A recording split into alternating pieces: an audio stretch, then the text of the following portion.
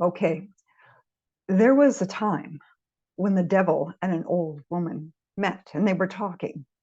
Well, the devil was talking. The devil was talking a lot, and the old woman was mostly listening to him going on and on and on and on about how clever he was and how good he was at making other people's lives miserable. And finally, she spoke up. She said, it's not such a great talent to make other people miserable. Almost anybody can do that. And the devil said, oh, I wouldn't be so sure about that. In fact, I challenge you to a contest. Let's see if you can make anyone even half as miserable as I can. And the old woman said, meet me in the market tomorrow and we'll see what we can see. And so the next day they met in the market. And the devil, he went first. And they went through the market and they went to the butcher's. And the butcher was weighing out meat and giving it to his customers. And there was one customer there was he had a miserable look on his face. And he was watching that butcher very closely. And he said, you've cheated me. I saw you put your thumb on that scale. You've given me less than I deserved. And the devil said, you're right. You're right. You gave him your hard-earned money, and look what he's done. He's cheated you. Well, that got the man even more incensed. And he said, look, this guy next to me has seen it as well. You owe me money, and you don't deserve to work as a butcher in this market when you're cheating your customers like that. And the butcher's good name was on the line. This man was insulting him, and he shouted at the man. And he said, how dare you? How dare you say that about me and my customers? I have provided good service in this market for as long as anyone can remember. And the two of them began to argue back and forth. And the more they argued, the more angry each of them got, until finally the butcher grabbed his cleaver and he flung it at the man and killed him instantly. Well, of course, the authorities came and they arrested the butcher and they took him away. And the devil just looked at the old woman and smiled. And he said, look at that. I've taken one soul completely and I've made another man miserable for the rest of his life in prison. Don't tell me you can do something as good as that. And the old woman said, well, now you watch me. And the two of them went through the market together, and they came to a shop where a man was selling cloth, all kinds of beautiful fabrics from all over the place. And the old woman went in and she said to the cloth merchant, I've come to buy a fine piece of cloth. My son said to get something that would really charm a young woman. And the cloth merchant said, oh, I bet you're about to have a new daughter-in-law, aren't you? And what a good mother you are to come and buy something for the young woman. And she said, oh, I wish that was true. No, my son is having an affair with a married woman. And every time he goes to her, he takes her some expensive gift. And I have told him over and over again how wrong it is to do this. But does he listen to his mother? No. And in fact, I have to do his bidding, like it or not, or he'd throw me out of the house and beat me. And so the merchant went back into his shop and he came out with a lovely piece of Aleppo cloth and he sold it to the woman, and she thanked him.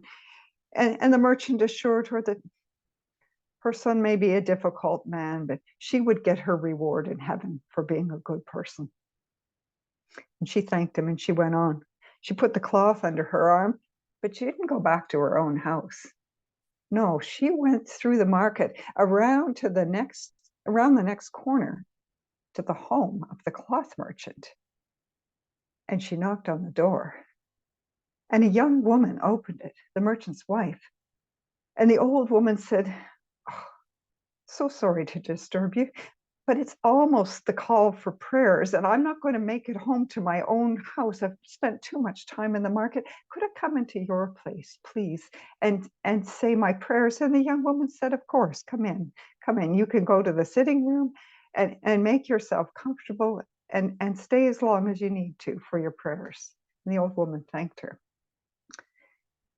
And as soon as the young woman disappeared, the old woman pulled that bolt of cloth that she bought from the cloth seller out from under her arm, and she tucked it into a basket of fabrics that the woman had in the sitting room. And after an appropriate length of time, she got up and she thanked the woman and she went on her way. Well, that night, the cloth merchant came home and he took off his cloak and he was about to put it down in the basket when he saw the fabric sticking out. And it was his fabric. He'd sold it. He knew exactly what it was. And he knew exactly what it was doing in his house with his wife. And he called his wife and he said, "How dare you? How dare you carry on with a young man when I am out working all day to make our household better?" And he kicked her out of the house and sent her home to her parents' house in shame. And the old woman looked at the devil and she said, "Well, what do you think of that?" And the devil said, "Well, yeah, that was clever. You caused discord between a husband and a wife, and that is impressive. But wait," said the old woman, "because I can do more than that." And the next day, she went back to the cloth sellers with the devil along to watch. And she went into the merchant's shop and she said, "Oh, kind sir, please, that fabric you sold me yesterday, is there any way you could sell me another bolt the same as that?" And the merchant said, "Yes, I think I can give you one exactly the same as that." And he went back and he brought out the very piece of cloth that he'd sold her yesterday. And she looked at it and she said, "Well, this is the fabric that you sold me yesterday. How could that be?" And she said, "I lost this yesterday. On my way home, it was time for prayers and well, I couldn't make it to my own house. So I knocked on the door and this lovely young woman answered it and let me in and allowed me to pray in her house. And I thought I'd left a piece of cloth at her place in her basket." And as she spoke, a look came over the cloth merchant's face and he said, "Oh, I have made a terrible, terrible mistake." And he excused himself and he closed up his shop and he ran to his wife's parents' house.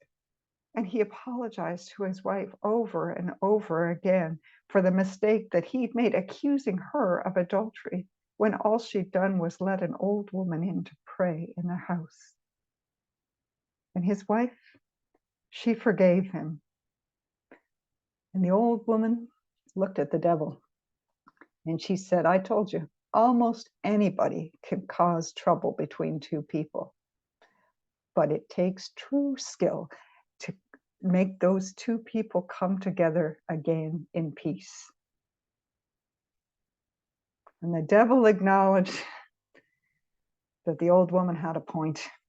And you know, the devil still causes trouble in the world, but when he sees an old woman coming, he keeps his distance because he knows who has the true power.